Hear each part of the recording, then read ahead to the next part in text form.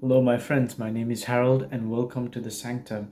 We've finally come to the final episode in this series on the zodiac signs. It's been a long time, and although this is the final episode in the series on the zodiac signs, this is not the final episode in terms of astrology as a subject. There's many videos to come on the subject of astrology. So please, if you haven't subscribed already, ensure you click that subscribe button and you like this video and all the other videos in this series. It'll help this channel grow and draw more people who are interested in this sort of thing. So now, as I've mentioned in all the other videos on this series, when I'm talking about a particular zodiac sign, in this case Pisces, I'm not talking about you. If your sun sign is in Pisces, so which means that if you were born around the time of February 19th to March 20th, you likely identify with being a Pisces. I'm not necessarily talking about you, as we've got all the zodiac signs in to some level in our own natal charts. So I'm particularly talking about the archetypal energies of Pisces in this particular video. So let us begin.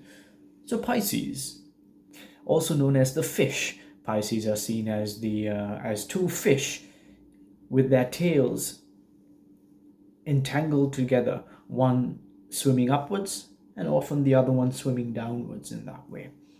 And so Pisces is associated, first of all, the planetary ruler of Pisces is Jupiter in traditional astrology and Neptune in modern astrology. All right, so it's got that association of Jupiter and Neptune. And you can see why Neptune, because Neptune is, of course, the god of the sea. And the fish, apart from the fact that they swim in the sea, and its elemental correspondence is that it is a water sign. It is a mutable water sign, which means it's actually a very adaptable sign. Just like water, if you pour water into a cup, it becomes the cup. If you put water into a bowl, it becomes a bowl. So in the same way, Pisces is a very adaptable sign. But one thing that's important to know about Pisces is that it is in between the worlds. Okay. As I mentioned, when it comes to the three water signs, you've got Cancer being cardinal water. It's the beginning, it's birth. We've got then Scorpio, which is of course the fixed water sign. It's associated with death. And now we've got this third, which is that transitionary state between death and birth, or death and rebirth, that life in between life state, which we call, which is associated with Pisces. So this is that liminal space, which is why Pisces is associated with being in between the worlds. And it's a very psychic sign. It's a very mystical and spiritual sign. This is the most spiritual sign in the zodiac. Okay. Now, because Pisces is very spiritual, it is very sensitive to the point in which it can absorb the energy of other people. It can, and sadly, it's usually the negative energy that Pisces absorbs. So Pisces is a negative energy absorption sponge, right? So you can see, even in terms of the cardinal mutable and the cardinal fixed and mutable signs of water, it can also be associated with cardinal water, which is Cancer, is like spring water, right? It's like that clean water from the spring. The water of Scorpios is that vast depth of the ocean, right? Of course, Scorpio likes very deep things, right? Things that are very deep in nature. And now Pisces is water that's a little bit muddy. Now muddy because it's got earth in it, right? It's absorbed all the nonsense of other people, right? The turmoils of earthly existence. So for that reason, Pisces often absorbs the energy of other people, and for that reason they can be very powerful healers. And because of this, Pisces often feels out of place, like they're not really meant to be in a physical body, because they're very spiritual. They're in between the worlds. Their world is the astral plane, Hence why they also enjoy sleeping a lot. Right? It's a sign of sleep. Because when you're asleep and you're dreaming, because it's a sign that rules dreams, you're in the astral. You're free of this physical carnal body, and free of the suffering that having a body brings, because it is also the sign of suffering. Right? Pisces is a sign of suffering. And for this reason, because it's absorbing all the energy of other people, and there's so much turmoil that and pressure that life is offering Pisces likes its space, likes to be alone. Hence why it is the sign of solitude. Now, whether that's to get away from other people because it's just taken on too much negative energy, it's also because Pisces has this yearning to transcend the body. And sometimes this transcendence requires solitude, going away and meditating in a cave. That's a very Piscean thing. That's solitude, being free of all materiality, and that which is distracting Pisces from seeking that inner light that it's seeking, right? To be free of the suffering that it's undergoing. So it's a very astral, mystical, and a very powerful sign, because Pisces is often the jack of all trades. It's multi-talented, can usually pick something up and get really good at it very quickly. However, because it's the two fish that's swimming in two different directions, one wants to go up and the other one wants to go down, but their tails are intertwined in this way, it can be very indecisive.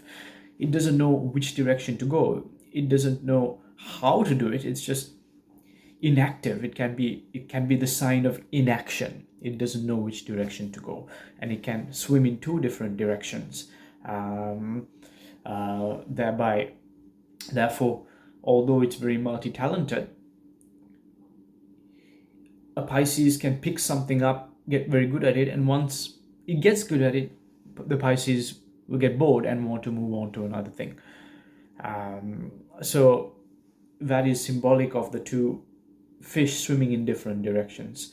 And you can see that one fish is swimming upwards because it's that longing to transcend, but there's this other fish that's swimming down, that's bringing the sign down to earth, into the water, because first of all, because it's also the sign of suffering and it's absorbing all of the emotions of other people, it's also a very emotional sign. It can be very moody. This is one of the dark sides of Pisces. It's a very moody sign. It rules depression, being depressed, being low, and because it can sometimes be very, very low or in a low mood, it can even want to sacrifice itself. It's also the sign of self-undoing or even suicide, right? It's also the sign of addiction and madness, because Pisces is an escape artist. It rules escapism, and of course, an addiction like to drugs and alcohol or whatever is a form of escapism, and through that it can lead, through the unprocessed emotions or the overwhelming nature of these emotions, it can lead a Pisces to madness, and or even doing things that a Pisces normally wouldn't do of a negative nature. So another aspect that Pisces rules is Pisces rules prisons, hospitals, and asylums.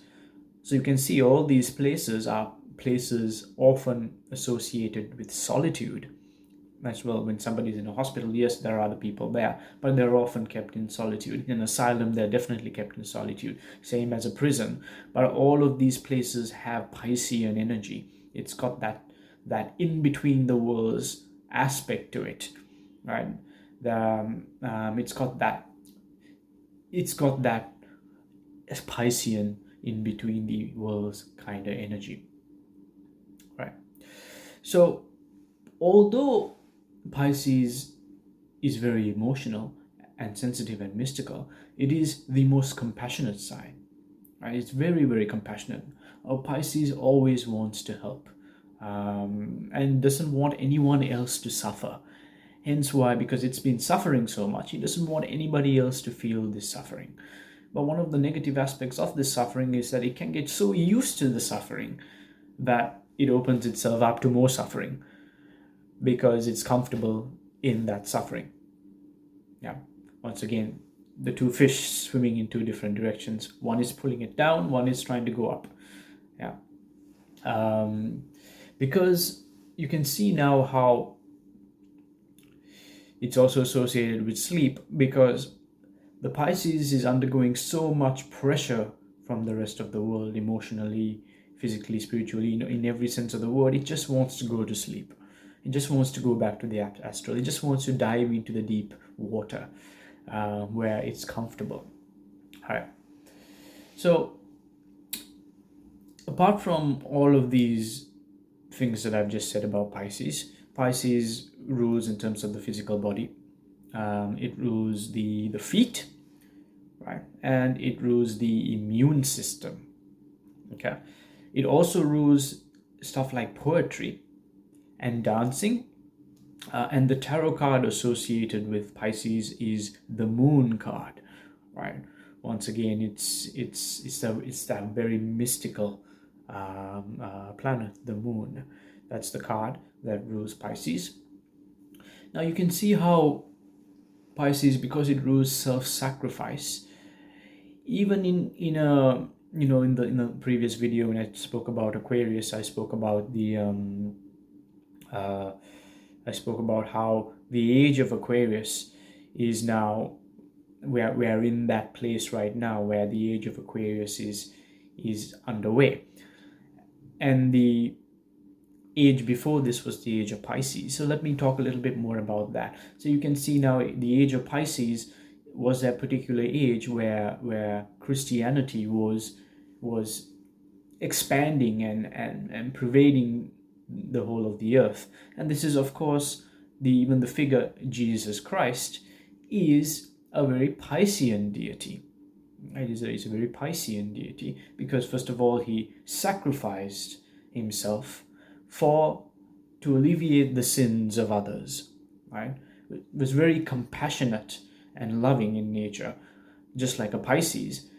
And also for fish, if you think about it, think about all the stories that are there of that particular figure in association with the fish, Pisces, right? So the age of Pisces was that particular age where the Christic figure was a very powerful figure, and now we're moving into Aquarius. And now, even if before that it was the age of Aries, right? And that's the time in which the religion or the spirituality of the time, it was all about the ram, and rams were sacrificed and things like that to please the gods, because that was the age of Aries during those 2000 years. And even before that, it was the age of Taurus, where most of the spiritualities venerated a golden calf, right?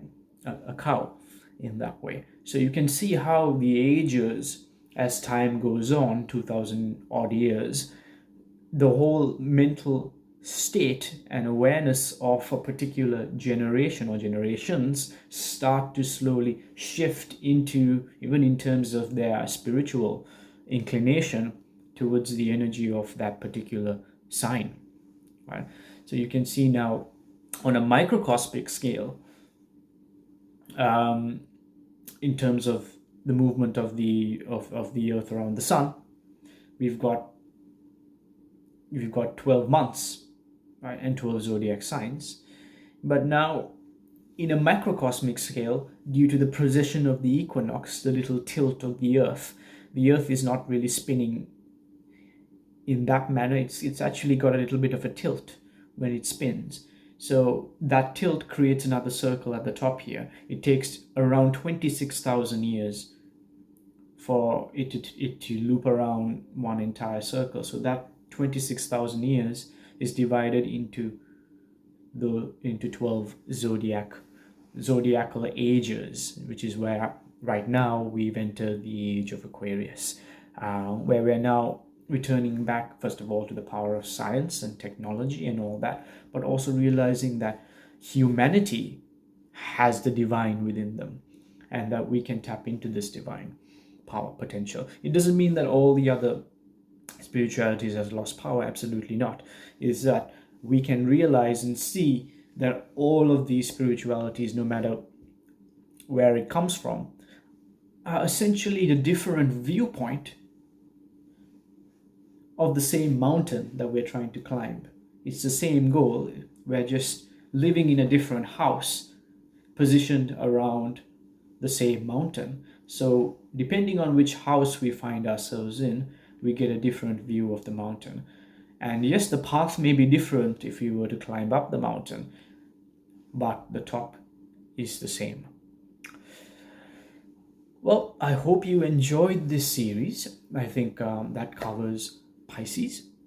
And the next few videos, I'm going to be taking a break from astrology, and I'll be making some videos on some other topics that might be interesting. And then I'll be diving back into astrology, but now we're going to be talking about the planets. So once again, if you like these videos, please give it please click the like button, please subscribe to this channel, please click the bell icon, and I hope to see you again soon. Thank you, take care, and I shall see you soon.